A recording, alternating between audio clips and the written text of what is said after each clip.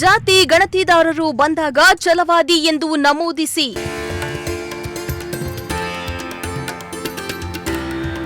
ಛಲವಾದಿ ಸಮುದಾಯದ ಜಿಲ್ಲಾಧ್ಯಕ್ಷ ಭಾನುಪ್ರಕಾಶ್ ಕರೆ.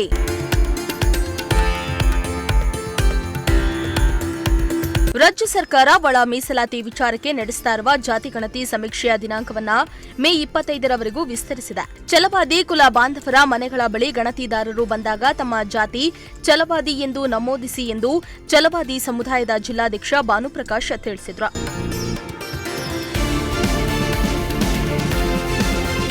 ಪಟ್ಟಣದ ನಿರೀಕ್ಷಾ ಮಂದಿರದಲ್ಲಿ ಹಮ್ಮಿಕೊಂಡಿದ್ದ ಸುದ್ದಿಗೋಷ್ಠಿಯಲ್ಲಿ ಮಾತನಾಡಿದ ಅವರು, ಒಂದು ವೇಳೆ ನೀವು ಛಲವಾದಿ ಎಂದು ನೋಂದಾಯಿಸದಿದ್ದರೆ ಭವಿಷ್ಯದ ಪೀಳಿಗೆಗೆ ಮೀಸಲಾತಿಯ ವಿಚಾರದಲ್ಲಿ ಅನ್ಯಾಯವಾಗುವ ಸಂಭವವಿರುತ್ತೆ ಎಂದಿದ್ದಾರೆ. ಏನು ಒಳ ಮೀಸಲಾತಿ ವಿಚಾರಗಳ ಕಡೆ ಎಚ್.ಎನ್. ನಾಗಮೋಹನ್ ದಾಸ್ ಅವರ ಏಕ ಸದಸ್ಯ ಆಯೋಗ ನೇಮಕ ಆಗಿದ್ದಂಥರು ಒಳ ಮೀಸಲಾತಿ ಒಳಗಡೆ ಮೀಸಲಾತಿಗೋಸ್ಕರ ನಡೀತಾ ಇರೋಂಥ ಆಂದೋಲನ ಇವತ್ತು ಇನ್ನೂ 7 ದಿನಗಳ ಕಾಲಾವಕಾಶ ಕೊಟ್ಟು 25ನೇ ತಾರೀಕು ತನಕ ಎಕ್ಸ್ಟೆಂಡ್ ಆಗಿದೆ ಗಣತಿ ವಿಚಾರದೊಳಗಡೆ. ಅದಕ್ಕೆ ನಾವು ನಾಗಮೋಹನ್ ದಾಸ್ ಅವ್ರನ್ನು ಮತ್ತು ಸರ್ಕಾರವನ್ನು ಸ್ವಾಗತಿಸ್ತಾ ಇದ್ದೀವಿ. ಆದರೆ ಈ ಗಣತಿ ಒಳಗಡೆ ಹಲವಾರು ಲೋಪದೋಷಗಳಾಗಿರೋದನ್ನು ಸರಿಪಡಿಸಿ ಮತ್ತೆ ಮರು ಪರೀಕ್ಷೆ ಮಾಡಿ ಅಂತ ನಾವು ಹೇಳ್ತಾ ಇಲ್ಲ. ಆದರೆ ಇದರೊಳಗಡೆ ಏನು ನಮಗೆ ಡಾಟಾ 42 ಅಂಶಗಳನ್ನು ಟೈಪ್ ದಾಖಲು ಮಾಡ್ಕೊಂಡಿದ್ದಾರೋ ಅದನ್ನು ನಮಗೆ OTP ಥರದೊಳಗಡೆ ನಮಗೆ ಮೆಸೇಜ್ ಬಂದಿದ್ದರೆ ತುಂಬ ಸಂತೋಷ ಆಗೋದು. ಏಕೆಂದರೆ ನಾವೇನು ಮಾಹಿತಿ ಕೊಟ್ಟಿದ್ದೀವಿ ಅನ್ನೋದನ್ನು ನಾವು ಮೊಬೈಲ್ ಒಳಗಡೆ ನಾವು ನೋಡೋಕ್ಕಾಗ್ತಾ ಇಲ್ಲ.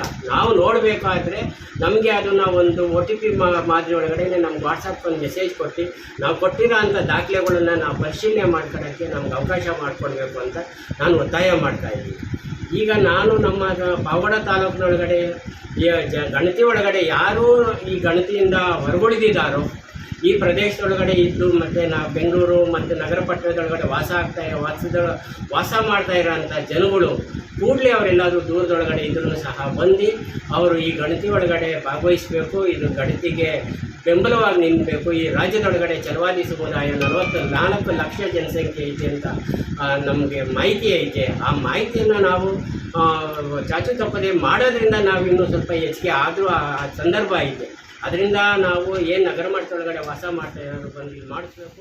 ಇನ್ನು ಈ ವೇಳೆ ಮುಖಂಡರು ಮಾತನಾಡಿ, ಗ್ರಾಮೀಣ ಭಾಗಗಳಲ್ಲಿನ ಛಲವಾದಿ ಸಮುದಾಯದ ಯುವಕರು ಜನರಲ್ಲಿ ಜಾಗೃತಿ ಮೂಡಿಸುತ್ತಾ ಸಮುದಾಯದವರ ನೋಂದಣಿಗೆ ಮುಂದಾಗಬೇಕಿದೆ ಎಂದಿದ್ದಾರೆ.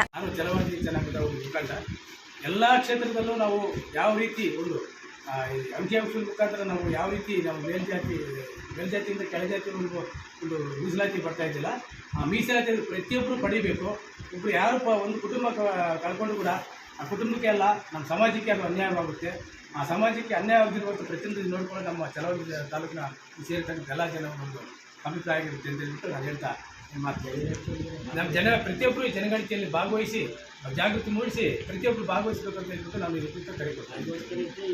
ಕುಲಬಾಂಧವರಿಗೆ ಈ ಮೂಲಕ ತಿಳಿಸಪಡಿಸೋದೇನಂತ ಹೇಳಿದ್ರೆ, ಇವತ್ತು ಏನು ನಮ್ಮ ರಾಜ್ಯದ ಒಂದು ಜನಗಣತಿ ಮಾಡ್ತಕ್ಕಂಥ ಸಂದರ್ಭದಲ್ಲಿ ಪ್ರತಿಯೊಬ್ಬ ವಿದ್ಯಾರ್ಥಿಗಳಾಗ್ಬೋದು, ಯಾರು ಜ್ಞಾನವಂತರಿರ್ತಾರೋ ತಾಲೂಕಲ್ಲಿ ಪ್ರತಿಯೊಬ್ಬರು ಸಹ ಗೊತ್ತಿರತಕ್ಕಂಥವ್ರು ವಯಸ್ಸಾದರೂ ಎಷ್ಟೋ ಜನ ಇರ್ತಾರೆ. ಅವರಿಗೆ ತಿಳುವಳಿಕೆ ಕೊಟ್ಟು ಆ ಒಂದು ಸಂದರ್ಭದಲ್ಲಿ ಯಾರು ಜನಗಣತಿಗೆ ಬಂದಿರತಕ್ಕಂಥವ್ರಿಗೆ ಸಹಕಾರ ಕೊಟ್ಟು ಅವರ ಒಂದು ಮೂಲಕವಾಗಿ ನಮ್ಮ ಎಲ್ಲ ಜನಸಂಖ್ಯೆ ಪ್ರತಿಯೊಬ್ಬರೂ ಸಹ ಆ ಜನಸಂಖ್ಯೆನ ಹೇಳಿ ಕೂತ್ಕೊಂಡು ಬರ್ಸ್ಕೊಡುವಂಥ ಕೆಲಸ ಮಾಡಬೇಕಾಗಿದೆ.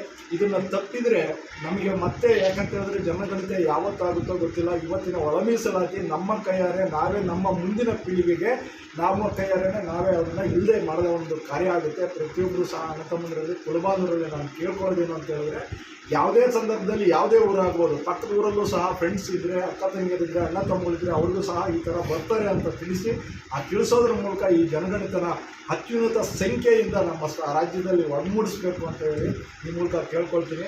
ಜೈ ಹಿಂದ್. ರಾಜು ಪಾವಗಡ ಕರೆಕ್ಯಾತನಹಳ್ಳಿ ಸುತ್ತವರು ಲಿಟ್ಕರ್ ನಾಮಿನಿ ಸದಸ್ಯರಾಗಿ ಕೂಡ ಈ ಕಾರ್ಯನಿರ್ವಹಿಸ್ತಾ ಇದ್ದೀನಿ. ಪಾವಗಡ ತಾಲೂಕಿನ ಎಲ್ಲ ಛಲವಾದಿ ಬಂಧುಗಳಿಗೆ ಮತ್ತೊಮ್ಮೆ ನಾವು ಮನವಿ ಮಾಡ್ತಿರೋದ್ರಲ್ಲಿ, ಏನೀಗ ಗಣತಿ ನಡೀತಾ ಇದೆ ಆ ಗಣತಿ ಕಾರ್ಯಕ್ರಮದಲ್ಲಿ ತಾವೆಲ್ಲರೂ ಕೂಡ ಎಲ್ಲ ಬಂಧುಗಳು ಭಾಗವಹಿಸಿ ಅದರ ಗಣತಿನ ನಿರ್ದಿಷ್ಟವಾಗಿ ಸೂಚಿಸಿ ಪಾಲ್ಗೊಳ್ಬೇಕು ಅಂತೇಳಿ ಅವರೆಲ್ಲರಲ್ಲಿ ಕೂಡ ಮತ್ತೊಮ್ಮೆ ಒಂದು ಮನವಿಯನ್ನು ನಾವು ಈ ಪಾವಡ ತಾಲೂಕಿನ ಚಲವಾದಿ ಸಮುದಾಯದ ವತಿಯಿಂದ ಸಮರ್ಥಿಸ್ತೇವೆ. ಈ ಸಂದರ್ಭದಲ್ಲಿ ಆದಿನಾರಾಯಣ್, ಡಿ ರಾಜೇಂದ್ರ, ಚಿರಂಜೀವಿ ಸೇರಿದಂತೆ ಮತ್ತಿತರರು ಹಾಜರಿದ್ದರು. ಇಮ್ರಾನುಲ್ಲಾ, ಪ್ರಜಾಶಕ್ತಿ ಟಿವಿ, ಪಾವಗಡ.